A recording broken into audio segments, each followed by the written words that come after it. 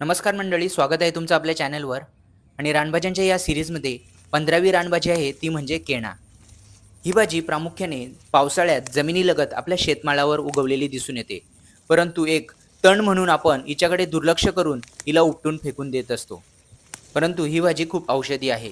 या भाजीमध्ये लोह, अँटीऑक्सिडंट भरपूर असतात, ज्यामुळे शरीरातील हिमोग्लोबिन व रक्तवाढीस मदत होते.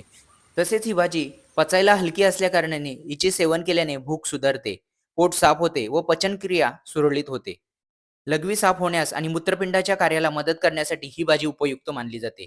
या पानांचा रस किंवा लेप त्वचा विकार असल्यास फायदेशीर ठरतो. अल्सर आणि डोकेदुखीवर ही भाजी गुणकारी आहे. तसेच शरीरातील पित्त, कफ आणि वातदोष यांना संतुलित ठेवण्याच्या पारंपरिक वैद्यकात याचा वापर केला जातो. चवीला जरी तुरट आणि कडवट असली तरी ही खूप औषधी आहे. तर या भाजीचे नक्की सेवन करा. भेटूया पुढच्या व्हिडिओमध्ये एका नवीन रानभाजी सोबत.